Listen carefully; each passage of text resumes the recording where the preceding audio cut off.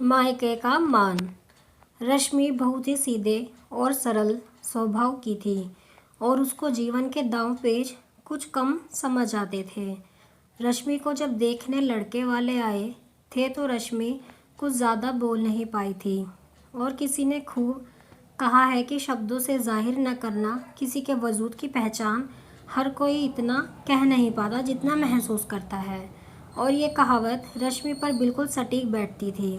लड़के वालों को रश्मि की सादगी पसंद आ गई और बात पक्की हो गई। शादी के बाद पहली दिवाली आई तो रश्मि की सास शकुंतला जी, जो बहुत ही सुलझे हुए विचारों की थी, वो बोली कि रश्मि, कल हम बाज़ार चलेंगे और सुधा के ससुराल में जो भी दिवाली के तोहफे देने हैं वो खरीद लाएंगे। पहले मैं अकेली जाती थी, अब मैं तुम्हारे साथ जाऊंगी। रश्मि सास के साथ गई तो वो बहुत बड़े शोरूम पर उसे ले गई गिफ्ट्स खरीदने के लिए और कपड़े लेने के लिए। क्योंकि रश्मि मिडिल क्लास से थी तो वो कभी ऐसी जगहों पर नहीं गई थी, तो उसको बहुत अच्छा लग रहा था। सब उसकी सास की इज्जत कर रहे थे क्योंकि वो उनके यहाँ अक्सर आया जाया करती थी। जहाँ ये सब रश्मि को अच्छा लग रहा था वहीं उसका दिल बैठा जा रहा था कि उसके मायके वाले इन सब की बराबरी कैसे करेंगे। क्योंकि दिवाली के बाद भैया दूज थी और जब उनकी ननंद के लिए इतना सब हो रहा था तो उनको भी शायद उम्मीद हो जाए।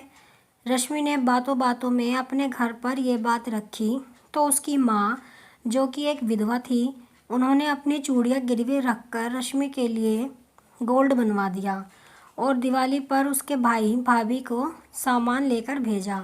सब ने खाना खाया और रश्मि रसोई में बर्तन रखने गई तो शकुंतला जी ने कुंदन रश्मि के भाई से एक बात कही, बेटा अगर तुम बुरा न मानो तो एक बात कहूँ। जी आंटी जी कहिए।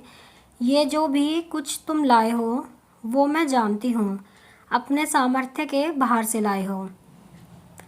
क्यों न हर एक लड़की अपने मायके का मान चाहती है अपने ससुराल में, पर मेरा निवेदन है कि 250 रुपये और एक मिठाई के डिब्बे से ज़्यादा मैं कुछ नहीं रखूँगी।